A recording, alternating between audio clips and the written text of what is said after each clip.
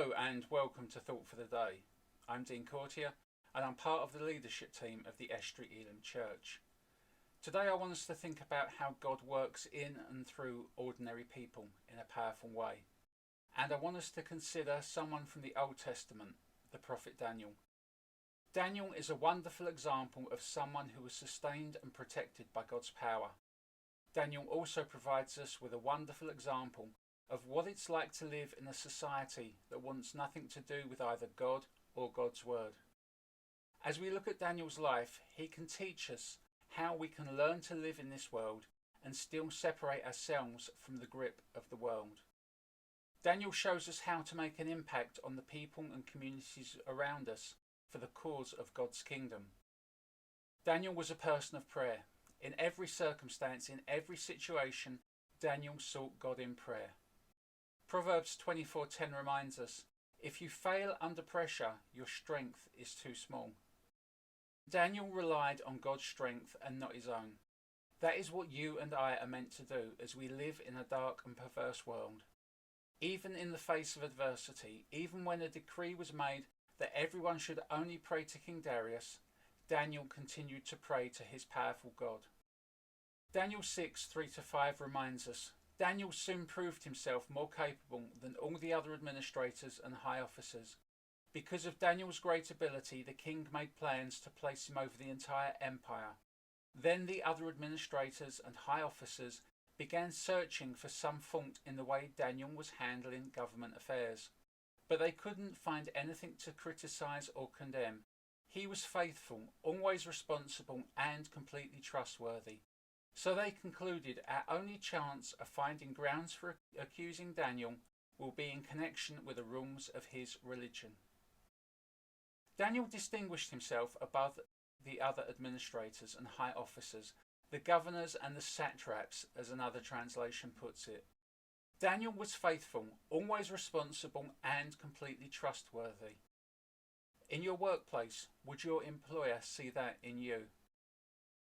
Over the years, I've worked for some of the largest companies in the world, and I've managed a number of different teams and worked with and for many different people. Let me be completely honest. There were some people I knew I could always rely on, some people who I knew I could always trust, and then there were some people who I'm surprised even managed to find their way to the office. I guess you might have had the pleasure of working with people like that too. There's one person I worked for in one company who had a very important job. No one knew why this person had that job. He was not responsible and nobody trusted him. The king trusted Daniel so much he was thinking about putting Daniel in charge of the whole realm. Would your boss think that about you? The governors and satraps wanted to find some way to get Daniel out of the king's good books. They wanted to find something to dig the dirt up, but they couldn't find anything wrong. No charge, no fault, no error, because Daniel was faithful. He did not abuse the power he'd been given. Daniel distinguished himself from everyone else. He was distinctive in his difference. It was almost like he glittered and shined compared to everyone else. Daniel was willing to go the extra mile, yet he always put God first and was always faithful to God.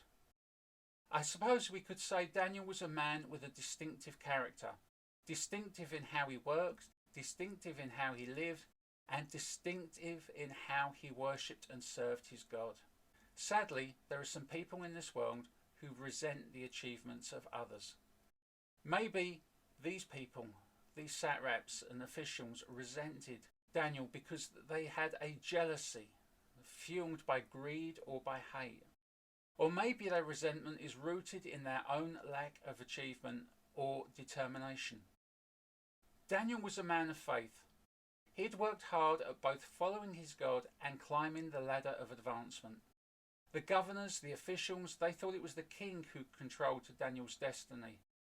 The truth is, it was God and God alone who had the power to control Daniel's future. And of course, the same is true of you and me. We might like to think that we're in control, but we're not. God commands our destiny, not us. In this world, we will encounter people who will not like the fact that we are Christians. They will not like the fact that we do not live the way they live. They will not like the fact that we seek to follow God's will, God's purposes and God's precepts for our lives. We will encounter people who hate that we say the Bible is true and that we seek to obey and live by the word of God. In John 15:18, Jesus said, "If the world hates you, remember that it hated me first." Sadly, there are also those who will hate us because we believe that Jesus is real, that he died, that he rose from the grave, and that by repenting of our sin and trusting in Jesus as Lord and Saviour, that we can be saved. And in fact, that is the only way to be saved. In 2021, as I look around, I see a world that is anti-God, anti-Bible and anti-Christian. Yet I choose to be like Daniel. I choose to stand firm in my faith. People in this world may hate me because I do not sound like them. I do not act like them. I do not live like them. I do not endorse lifestyles or behaviours that God has said is wrong. Yet I choose to be like Daniel. I choose to stand firm in my faith. I am a Christian. I'm a disciple of Jesus. I'm not perfect. I make wrong decisions. I fail, I fall, I stumble, and I struggle. At times I'm a mess, but I'm God's mess. And in his power, he can turn my mess into his masterpiece. Since the corporate ladder climbers of Daniel's day couldn't find anything wrong with Daniel, they looked to his relationship with his God. Daniel 6:5, so they concluded, our only chance of finding grounds for accusing Daniel will be in connection with the rules of his religion. What an incredible statement. They realised the only way to get at Daniel is to interfere with his worship of God. They've watched Daniel, they know he's a man of faith, they know he's a man of prayer, and they set in motion a plan of deception to regulate prayer and cause Daniel to be in error and at fault. Regulated prayer. It's nothing new, is it? The government officials of Daniel's day were attempting to regulate prayer. Today in schools and the government, they attempt to regulate prayer. In schools up and down this country, prayer is banned. It's okay to teach primary school children about gay and transgender stuff, but teach them to pray? No. That's far too dangerous, far too offensive. I hope I'm not the only one who thinks that there's something wrong when prayer is prohibited and diversity is proclaimed. Daniel 6 verses 6 to 9. So the administrators and high officers went to the king and said, long live King Darius. We are all in agreement, we administrators, officials, high officers, advisors and governors, that the king should make a law that will be strictly enforced. Give orders that for the next 30 days, any person who prays to anyone, divine or human, except to you, your majesty, will be thrown into the den of lions. And now, your majesty, issue and sign this law so it cannot be changed, an official law of the Medes and Persians that cannot be revoked. So King Darius signed the law. For their plan to work, the officials needed to deceive the king. They approached the king behind a facade. Long live King Darius. The officials did not care about their king. They were only interested in getting what they wanted from him. We are all in agreement. Make a law that will be strictly enforced. Any person who prays to anyone, divine or human, except to you, will be thrown into a den of lions. Here is deception. We are all in agreement. Well, all who were opposed to Daniel, all that had met together to find fault and error in Daniel, they were agreed, but not everyone. No praying to anyone except Darius. I wonder how many of the officials would have actually followed the law themselves. But it was not prayers to the king they were really seeking. What they were seeking was the removal of Daniel. Prayer was not their motive. Pronouncement of judgment against Daniel, that was their aim. It seemed like there was no hesitation from King Darius in signing the decree. Maybe he signed it with a pride-filled heart. I'm the king, I have the power, everyone should pray only to me. He signs a law that even he as king would be subject to and unable to change. And again, I have to wonder, did Darius pray to himself? What did he pray? Did he answer his own prayers? The officials had managed to deceive their king. They knew Daniel would continue to keep his uncompromising commitment to his God. They thought Daniel's days would be numbered. If Daniel chose to be less committed to his God for 30 days, their plan would fail. Their plan was dependent on Daniel being a man of faith and a man of commitment to his God. Daniel 6 verse 10. But when Daniel learned that the laws had been signed, he went home and knelt down as usual in his upstairs room, with its windows open towards Jerusalem. He prayed 3 times a day, just as he had always done, giving thanks to his God. You know, Daniel had 3 choices as he went home. First, he could choose not to pray. Humanly speaking, possibly the safest option. It would mean he would not spend time in fellowship with his God, but at least he would not be thrown into a den of lions. Second, Daniel could have closed his window and prayed in secret. Yes, he would have remained in fellowship with God, but he would have also hidden his faith from those around him.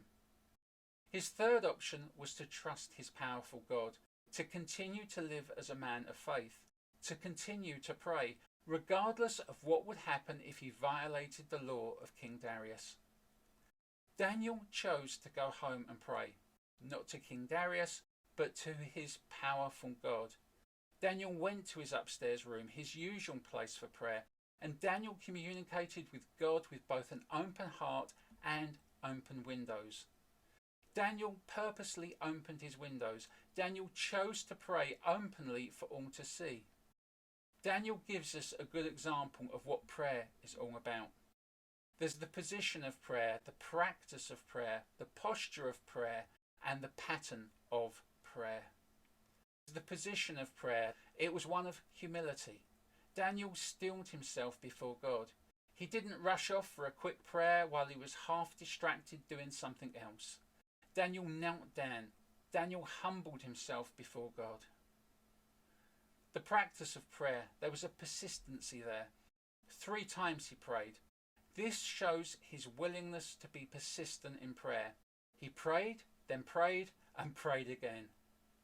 The posture of prayer for Daniel was a posture of thankfulness. Daniel gave thanks. Thanks for what we're not told. Would he have thanked God for the situation he was in? Or was he thanking God for the deliverance that was yet to come? Whatever it was, Daniel remained faithful and praised God in the midst of the circumstance. Do we faithfully thank God in the midst of our circumstances? Have you sought him in prayer in your circumstance? The pattern of prayer, customary, just as he had always done. Daniel was accustomed to praying about everything. Daniel had developed a prayer life from a very early age. If you're a parent, may I encourage you to build prayer into your child's life. Not just the prayers of lead, guide, direct and bless. Not just a prayer of thank you for this food.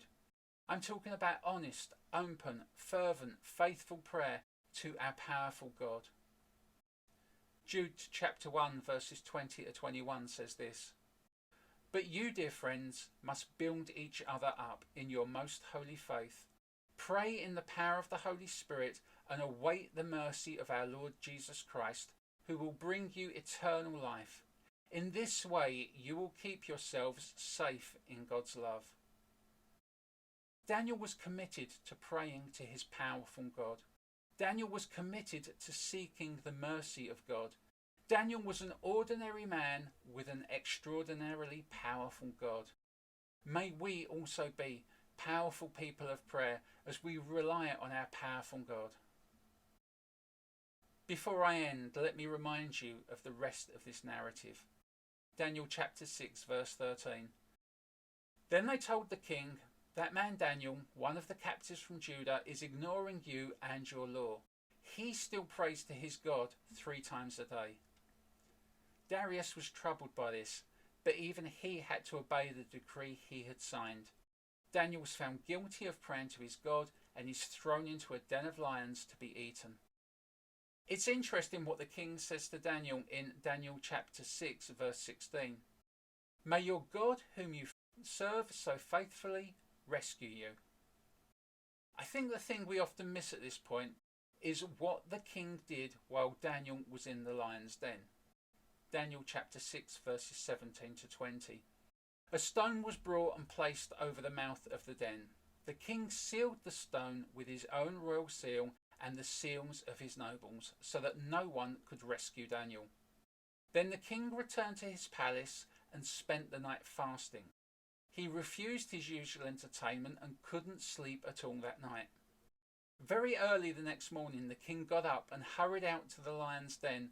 When he got there he called out in anguish, Daniel, servant of the living God, was your God whom you serve so faithfully able to rescue you from the lions?